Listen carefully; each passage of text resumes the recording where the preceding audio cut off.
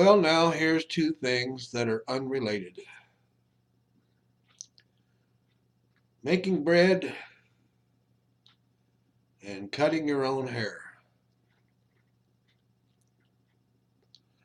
I'll tell you about the making bread, and then I hope I don't forget about the rest.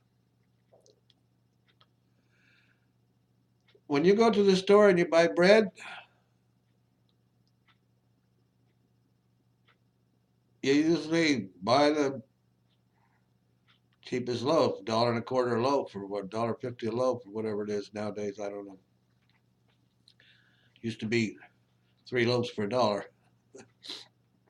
It's still kind of cheap for what anything else is. You buy that one size loaf of bread for $1.25, generic brand. You can get 18 sandwiches out of it. That's not too bad. But I buy from the frozen department frozen bread loaves.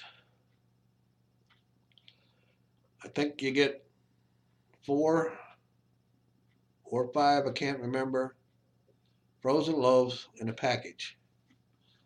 Last time I got it, it was like $6. So I guess it was like 5 loaves because I was thinking that it cost me $1 a loaf, which was what I was thinking was about the same as if I bought the cheap generic brand. But if you want the ones that's got different flavors and stuff in it, and wheat and whatever they put in there, I don't know, nut grains, they're $3 or more a loaf. And those frozen loaves make the same size loaf. So you're getting that for $1.25 a loaf instead of $3. Okay, that's said.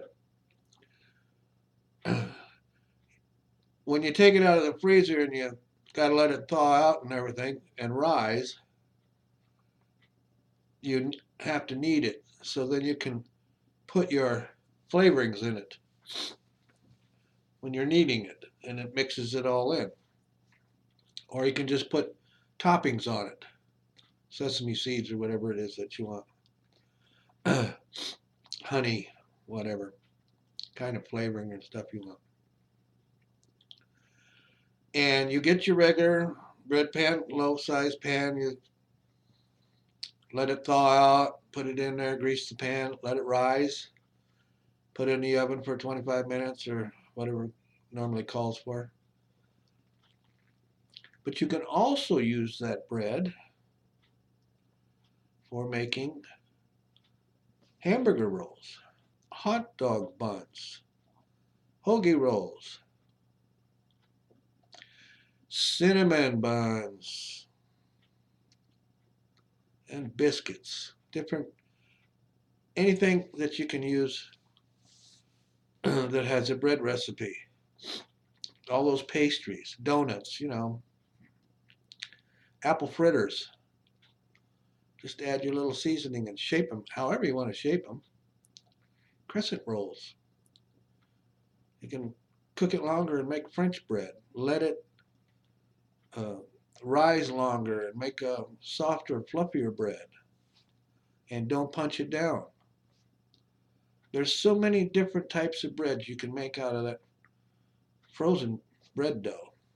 That number one, you don't have to mix it with the flour and all that kind of stuff and in the mixer and everything like that. Um, it's a very, very good flavor. It's about as nutritious as any other bread. Easier to make, less fuss. And after you cook it, if you make a whole bunch of donuts and stuff like that, or take the loaf and cut it in half or whatever you do, you can always freeze it and thaw it out.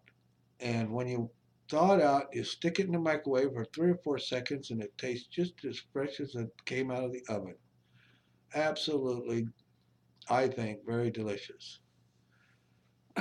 You should try that. It's a lot easier to do. Less mess. You don't have all that mess and mixing pans and doughy things and tools, utensils to clean up afterwards.